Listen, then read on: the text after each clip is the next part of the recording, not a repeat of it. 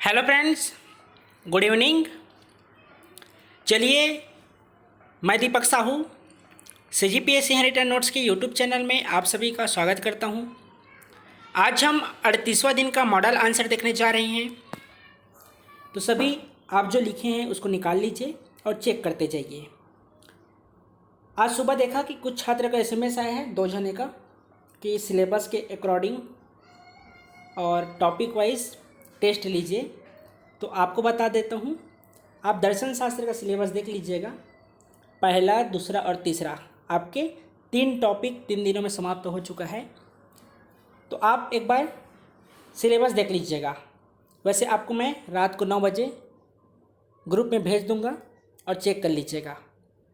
इसी प्रक्रिया के अनुसार आपका प्रतिदिन होगा सिलेबस के अकॉर्डिंग। अगर आप लोग चाहते हैं कि टॉपिक बता दिया जाए तो कोई दिक्कत नहीं है। आपको सुबह 5 बजे, 6 बजे, 7 बजे तक टॉपिक आपके जिस भी व्हाट्सएप ग्रुप में है मेंस आंसर राइटिंग का, वहाँ आपको भेज दिया जाएगा। ठीक है, तो चलिए आज हम 38वां दिन का मॉडल आंसर देखने जा रहे हैं। तो जो छात्र हमारे चैनल में नए हैं, चैनल को सब्सक्राइब कर लीजिए। अगर आप भी मेंस आंसर राइटिंग करना चाहते हैं और आप लिखे हुए उनका फीडबैक पाना चाहते हैं तो आप मेंस आंसर राइटिंग ग्रुप में ज्वाइन कर सकते हैं।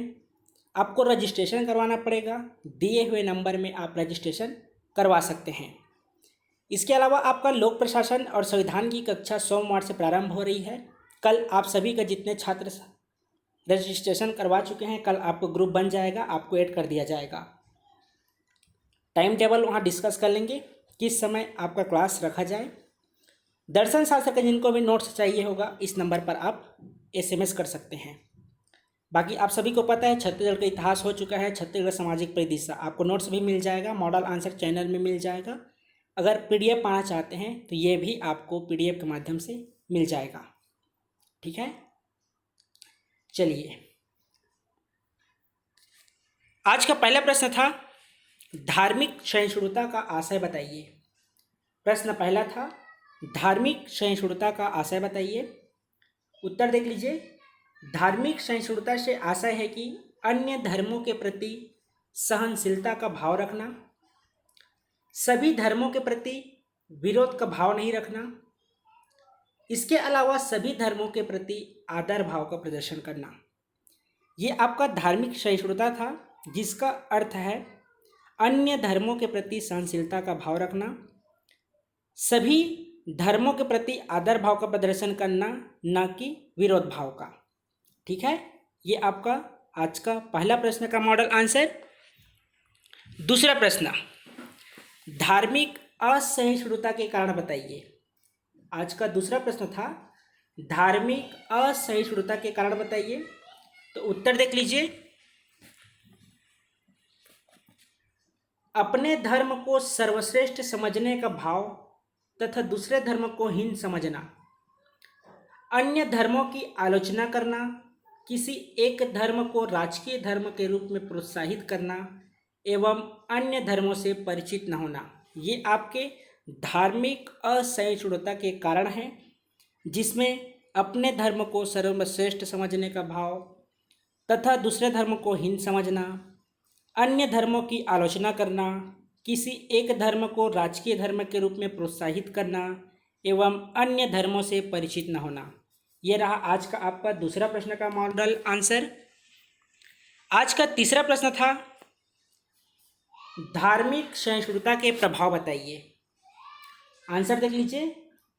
विभिन्न धर्म के अनुयायियों द्वारा अपने धर्म को सर्वश्रेष्ठ एवं अंतिम सत्य मानने की प्रवृत्ति है, धार्मिक कट्टरता है तथा दूसरे धर्म के प्रति विरोध और नफरत की भावना सांप्रदायिकता है।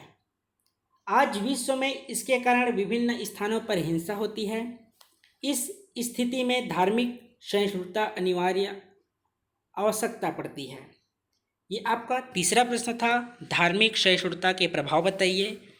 तो विभिन्न धर्म के अनुयायियों द्वारा अपने धर्म को सर्वश्रेष्ठ एवं अंतिम सत्य मानने की प्रवृत्ति है, धार्मिक कट्टरता है तथा दूसरे धर्म के प्रति विरोध और नफरत की भावना सांप्रदायिकता है।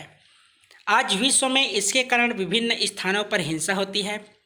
इस स्थिति में धार्मिक सहिष्णुता अनिवार्य आवश्यकता पड़ती है। यह रहा आज का आपका तीसरा प्रश्न। चौथा प्रश्न, पाश्चात्य दर्शन क्या है? देख लीजिए, बहुत से छात्र गूगल का प्रयोग किए हैं, कोई दिक्कत नहीं है। आपको जो उचित लगता है, अगर आप प्रतिदिन गूगल का प्रयोग करके लिखना चाहते हैं तो भी आपकी इच्छा, किसी कोचिंग संस्थान का नोट्स फॉलो करके लिखना चाहते हैं तो भी आपकी इच्छा, जो छात्र हमारा नोट्स फॉलो कर रहे हैं वे आपकी इच्छा।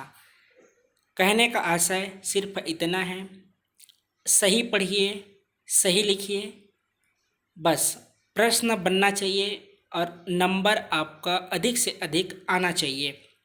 मेंस वाले, जब तक पुनः आपका नया डेट नहीं आ जाता एग्ज़ाम का, मेरे हिसाब से आप लोगों को भी अभी आंसर राइटिंग करना चाहिए, क्योंकि दर्शन शास्त्र, लोक प्रशासन, आप इसमें केवल क्वालिफाई कर सकते हैं। अगर लिखने का प्रयास नहीं करेंगे तो लिखिए, आप क्वालिफाई क्या 100, 120, 130 इससे भी अधिक प्राप्त कर सकते हैं, क्योंकि आप भी जानते हैं और जो मेंस दे चुके हैं वे इनको भी पता है कि छठवां और सातवां पेपर आप वहाँ ज़्यादा नंबर स्कोर नहीं कर सकते हैं।